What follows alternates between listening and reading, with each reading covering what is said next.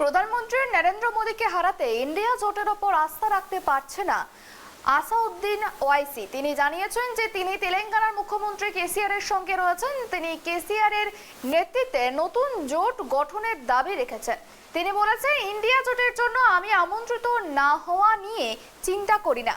BSP প্রধান মায়াবতী তেলেঙ্গানার মুখ্যমন্ত্রী কে চন্দ্রশেখর রাও এবং উত্তর পূর্ব ও মহারাষ্ট্রের বেশ কয়েকটি দলও এই জোটের সদস্য নয়। আমরা তেলেঙ্গানার মুখ্যমন্ত্রী কেসিআর কে এগিয়ে যেতে বলেছি এবং তৃতীয় ফ্রন্ট গঠন করতে এবং এতে বেশ কয়েকটি দলকে নিয়ে যেতে বলেছি।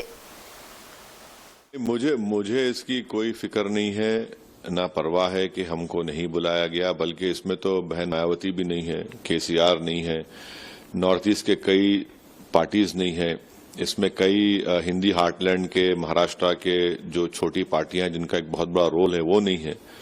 तो अब ये लोग सेल्फ स्टाइल्ड सेकुलरिज्म के चौधरी हैं लोग, तो उनको मुबारक हो, उनका जो भी कर रहे हैं, हमको इसकी कोई फिक्र नहीं है। हमने तो हमारे मुख्यमंत्री से जब हमने बात की थी उनसे हमने कहा कि आप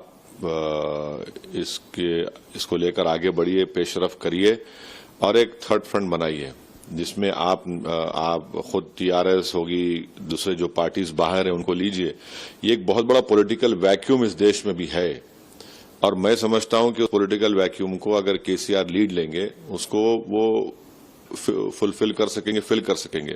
अब नहीं मालूम वो क्या करेंगे, वो बेहतर बोल सकेंगे, पर मेरा मानना यह है कि थर्ड स्पेस के फ्रंट के लिए एक बहुत बड़ा पॉलिटिकल वैक्यूम है जो ये INDI अलायंस इसको फिल नहीं कर पा रहा है।